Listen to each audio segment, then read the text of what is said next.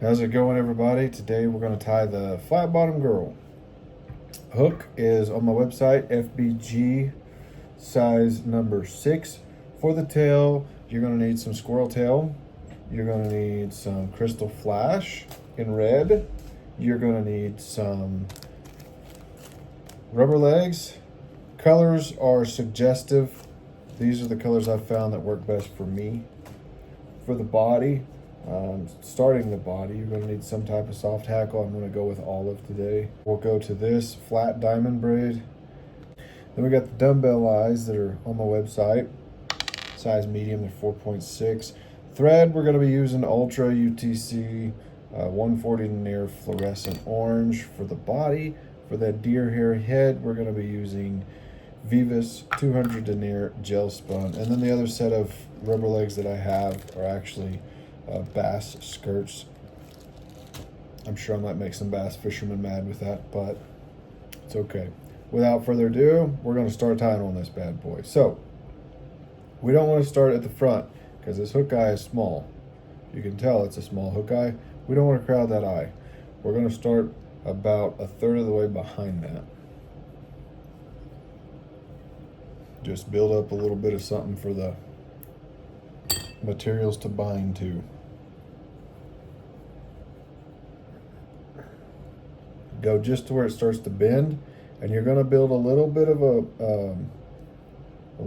hump there. Just kind of make a little bit of something to keep that squirrel tail how you're going to want it, because we're going to treat this squirrel tail like you would deer hair.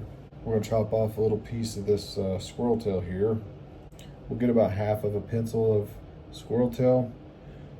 There's not a lot of under fur, but there can be some stragglers, so just kind of kick it out of there. Take your deer hair stacker. I used the small one for this. And then stack this. It will give it a really good barred look.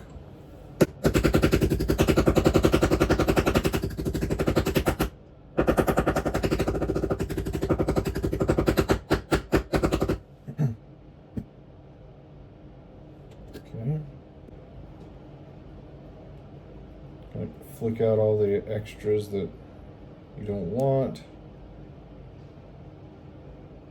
And I'll measure this about the same length as the hook shank, maybe just a smidge longer. How long you want that tail to be. And then I'll cut it off all even. I'll just do it right here in front of you guys.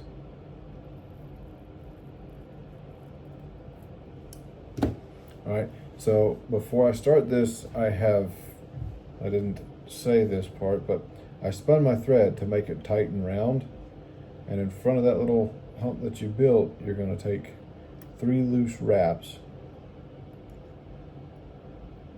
and then you're going to you're not going to hold it tight, but you're going to hold it snug, and you're going to fan that around that hook shank. Just spin it around it. This is something I don't think a lot of people know you can do this with squirrel hair or squirrel tail, but if you pull, it fans. So take a couple wraps, pull and pull. You got to be careful, don't break your thread. This is only 140, this isn't gel spun, so you got to be really careful here. But if you notice, it gives it a really good fan, right? That comes into play when you're chasing them smallmouth. That thing pulses like a crawfish would. I'm going to get a couple wraps to make sure everything stays. Then I'm going to trim this down because you don't want to build too much bulk up.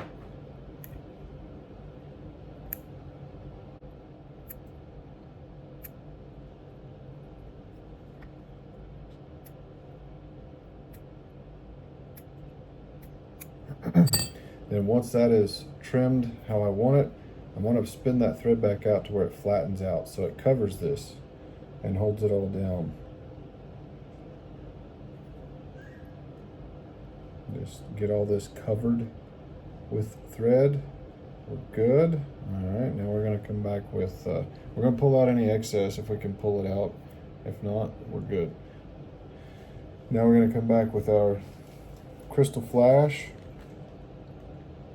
I'm going to use, it's going to take 2 pieces per side. So I'm just going to take this, go around, tie in. It helps if you just snip it off. Crystal flash is kind of pain in the butt to deal with. It'll twist up on you.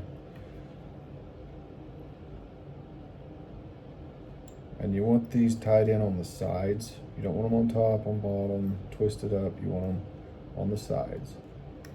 And again, try to keep everything tapered as you're tying this. All right. Now we're going to cut off these. Go ahead and trim these off. We're not going to leave them on there. Same thing with most other tails that I do. I like to do one short, about half the length of the tail, and the other one just a smidge longer than the length of the tail. And then flip-flop. This side that I'm on here will go the length, and this one here will go half the length. Okay. Now that we got that, we're going to go with our orange barred legs here. I prefer the orange. The entire back end tail of this, I tend to just keep it the same because I've found that this color combo in the back end works the best. I designed this pattern for smallmouth fishing, and the river that I was fishing was very hang-uppy. It is renowned for eating flies. So I kind of over a time designed this to crawl on the bottom, and after about 3 years, I ended up getting this this fly kind of lined out to where it looks how I want it to look in the water, and it doesn't hang out much. All right, so we're going to trim these about just a little less than half the length of the tail. We don't want a lot of those. We don't want them overbearing in this fly. Now we're going to go to our collar for the soft tackle. Let's see here. Let's get 2 of these. Yeah, that'll work. You're going to tie them in tips first. I'm going to strip these off though. I'm going to strip these ends off. After I get those butt ends stripped off, I'm going to pinch the tips and then pull all the fibers back, exposing a gap, and then I'll tie this in. So when you tie in these hackles to wrap around for a collar, I've found that if you'll get a couple real tight wraps and then kind of loosen it up towards the back, if you get too tight on that stem, it will sometimes sever it. Snip that off. And I always like to wet my fingers and then stroke all these to the back rearward and start wrapping.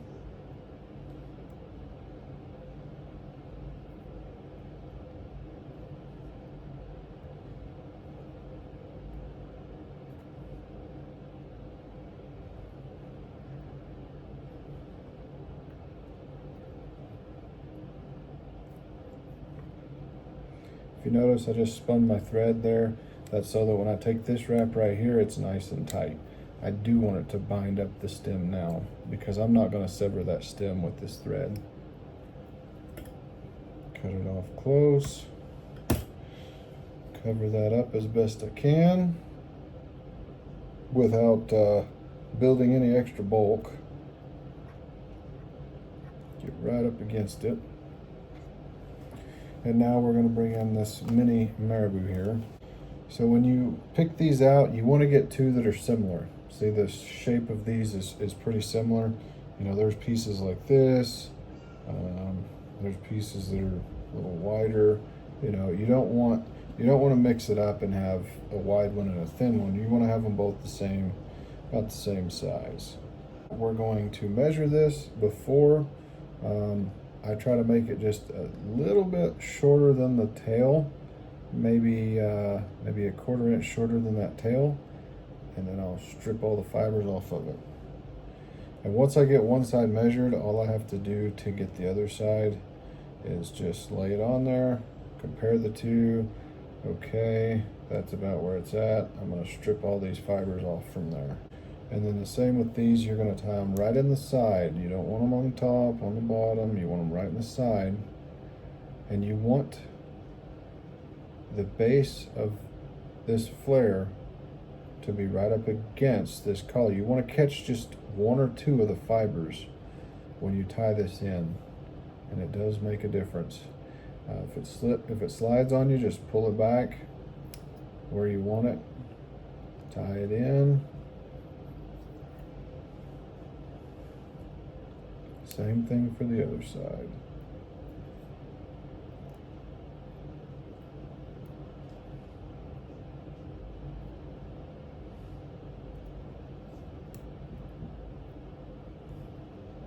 And then it gives it some claws. And I'll just go ahead and tie these stems down as far as I can without getting up too close to where the eyes are going to go. Trim this off. The reason I do that is to add to the body of this, because if you notice, there's a major taper at the back, it goes down. I want to keep that taper the same. I don't want it to be disproportionate. I want it the same all the way across. So I'm going to have to build this up just a little bit to get it even with the back of this. Not much, just a little. Now we're going to take our flat diamond braid, and I found that this stuff works best. I used sparkle braid. The diamond braid actually looks or ties in a lot better than the sparkle braid. So we're just going to tie this in. It doesn't really matter, just tie it in all the way towards the back. Get it nice and snug, cover it all up. If you need to, at this point, you know, add some thread or whatever you need to do to make this even all the way across here. It doesn't have to be perfect, but you don't want a big hole somewhere. You don't want there to be a major difference in the size of the body. So here, this stuff does tear pretty easy, so I'll put super glue on this right here to keep it from getting torn off the hook shank. I'll just put just a thin amount, not much.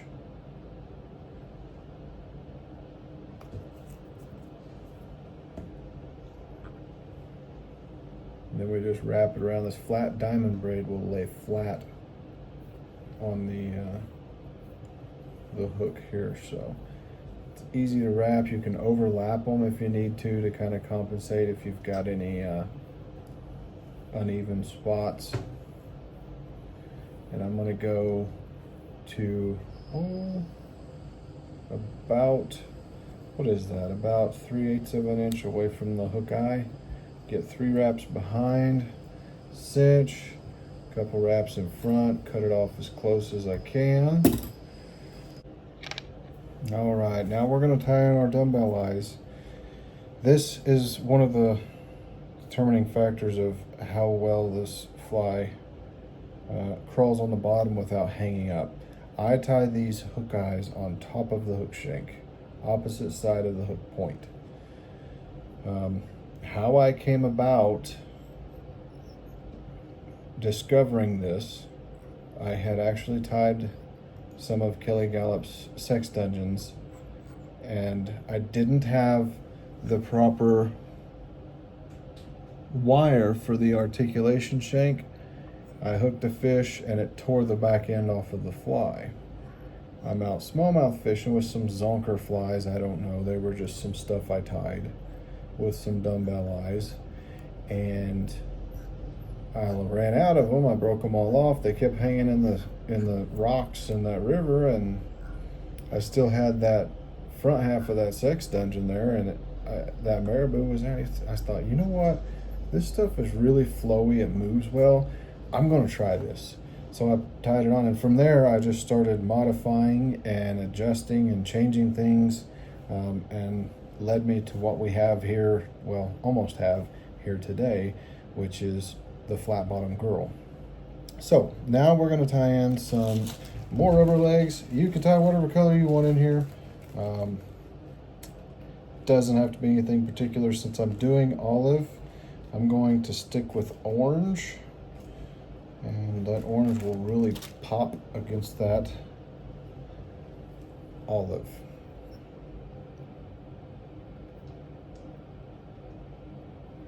Now, if somebody wants to see how to tie in dumbbell eyes, or if you want to see how to tie certain things in, I will say this, everything that just about everything I do on this fly is on the sides of it. You don't really do anything on top or bottom except for the hair. But if somebody's wanting to see something done specifically, per se, tying in dumbbell eyes, tricks to tie in rubber legs a little easier, I can make videos to show that stuff. And same thing like we did with the dungeons. We're going to trim this off as close as we can. Try not to crowd that hook eye too much because it's a very, very small hook eye. Okay, now that we've got that done, we're going to come back to the front, right up to the bottom of the hook eye, get one good wrap, and then tie this off. Just a 2 or 3 whip finish will be all right because this is going to be covered up. Now we're going to switch over to the Vivas gel spun, and I'm going to leave these as is for now because they'll get in the way if I don't. Trim that off.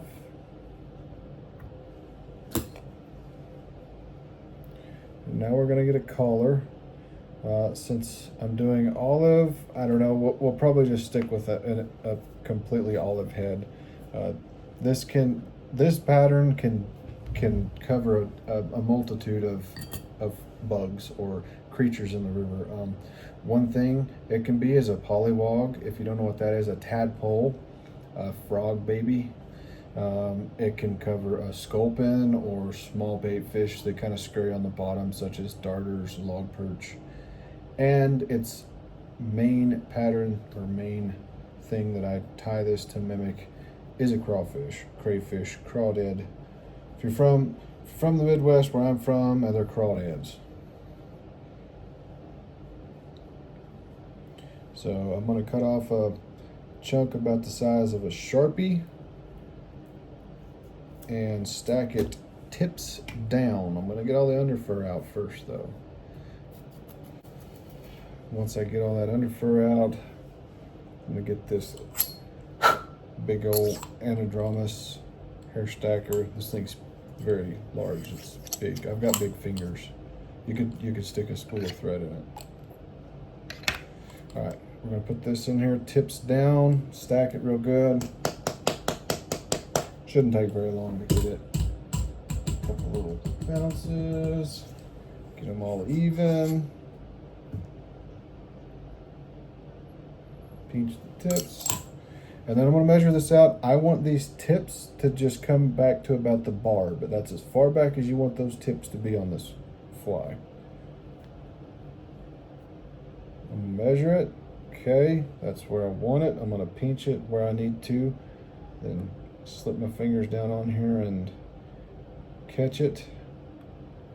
Wrap it. 2 loose wraps. 1 and 2. Now I'm going to make sure it stays where I want it. Pull down snug and then kind of pull forward a little bit. Get it up, tucked up in there good. All right, good to go. Go back around here. Make sure these rubber legs stay where they're supposed to be because when you tie this in, it can move them. Okay, now we just finish out the head. The bottom part here, the back side of the dumbbell eyes isn't anything major. You don't have to be real precise. I like to have it just something there to give it a little cover, a little body. So about a pencil size for this one. In this one I put the butts first, and I will stack them. I will stack the butts so that they're even. You don't have to, it's more for looks for me. I like this sparkle braid to be exposed just a little bit. If you just kind of let this go freely, the butts of these this deer hair, it'll actually cover up that sparkle braid, or diamond braid, I'm sorry. Get a couple wraps on it, 1 and 2, and then same thing with the dungeon. You're going to pull forward and tuck it up underneath that. Now that you've got that, get 1 wrap in front of them and behind the eyes, snug it, and come around. This is where this fly is going to get difficult, because you, unlike the dungeon, you want the head on this to be tight. You want it hard and tight. If it's not, it doesn't sink right, and it doesn't present itself like you want it, or like we want it to. All right, so we're going to start with the bottom here.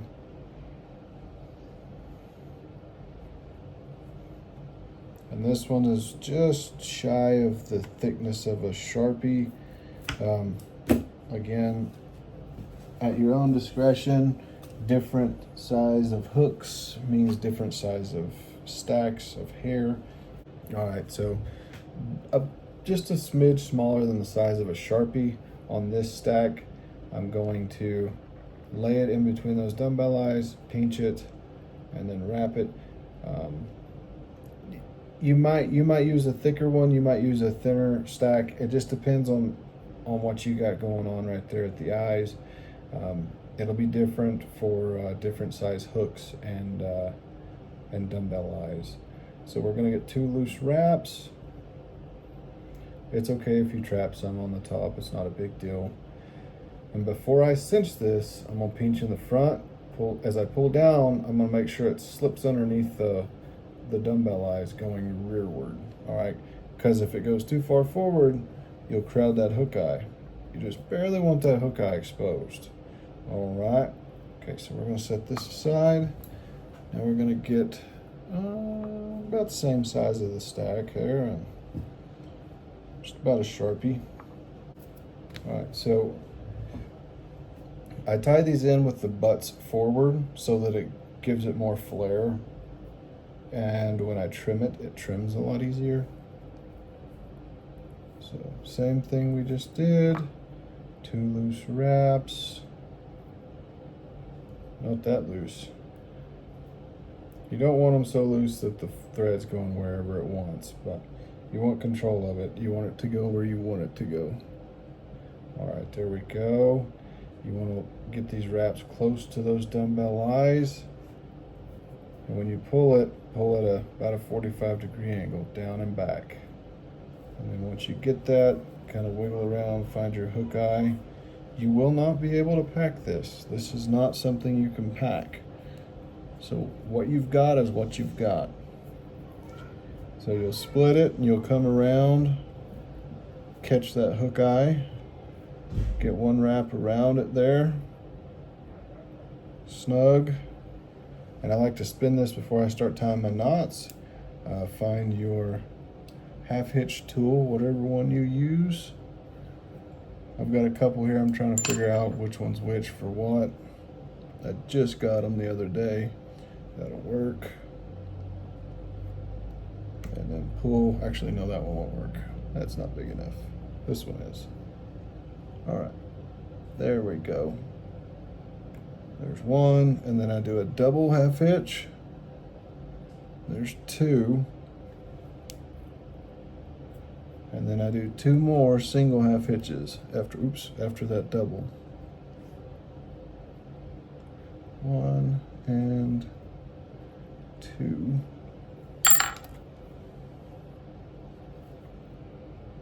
Okay. Make sure it's all nice and snug. Trim this off as close as I can get it. Okay, so what I'll do, very similar to the dungeon style, is I'll just go straight off of that hook eye to kind of expose it, making sure not to touch it with that razor blade because it will dull it. Just make sure I get everything kind of cleared out where I've got that hook eye exposed. See? And then from here, we're gonna start, it's technically on the bottom of the fly, but it's the top of the hook shank. I'm gonna put this blade up against that hook eye and just kind of wiggle it and push up. I'm gonna cut off a little less than I know I'm going to overall to start off with. And I'm just gonna pull this up and just nip it right off. Okay, so here we're gonna trim all the way down to against those dumbbell eyes and at an angle.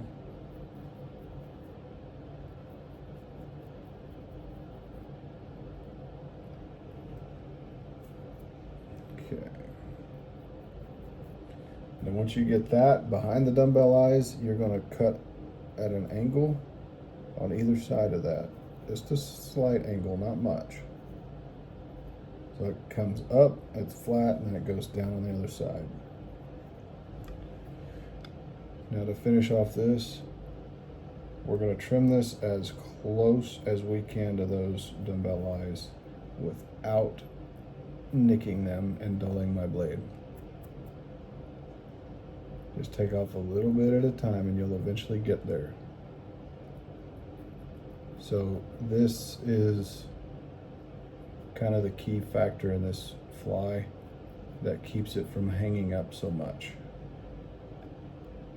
is this flat, literally bottom. There's a couple reasons that I named it what I named it. Obviously my last name is Flatt. The bottom of this fly is flat and it crawls flat on the bottom. All right, so for the top, we're gonna start again wide. We're just gonna take off a little bit at a time. Just keep working it till you get the shape you want.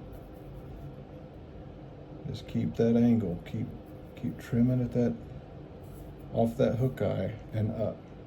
Once you get that hook eye cleared enough and you like how that is curving up at the front of that, you're going to start to focus more on the back of it.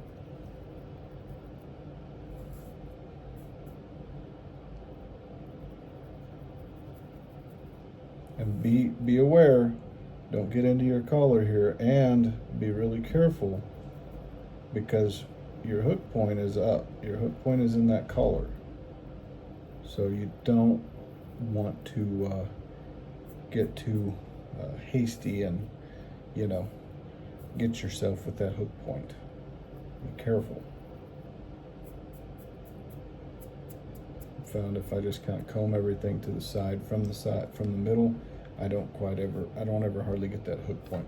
All right, from here, I'm going to, you won't be able to see the dumbbell eyes from my point of view like this, but I'm going to trim this just about a 1/16 of an inch away from that dumbbell eye. Just trim it back, like so. And then I'm going to do the same thing for this side. You'll be able to see this one. Get it right up against it. Okay. All right, from here, we're going to round everything out.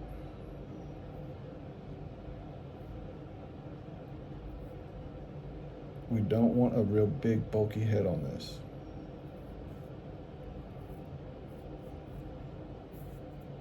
Very similar to the Dungeon's head. Very similar.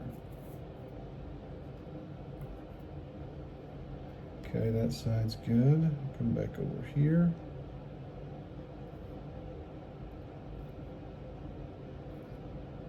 And if you guys tie this fly, I challenge you to hang it up. I challenge you to hang this fly up in the rock. It can be done, it can, but it is very difficult.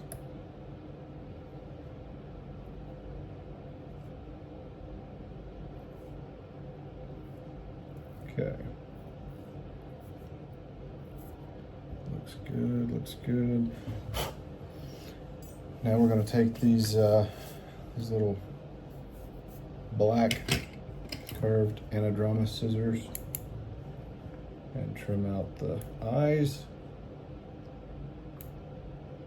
not necessarily clearing everything around them, we're just exposing them.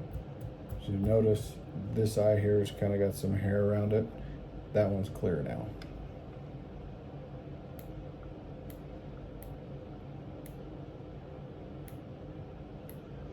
And then once I get done with this, I'm gonna trim off this silicone legs, rubber legs, silicone legs, silly legs, bass, jig skirt, whatever you want to call it. I'm gonna go to about, let's see, what would that be? About a 1/4 inch short of the length of the claws. So see, just short of the length of the claws there. Alrighty. We can do a little fine tuning on this thing, but overall, that's it, guys. That's how you tie this flat bottom. This fly is designed to crawl on the bottom at an angle, like so.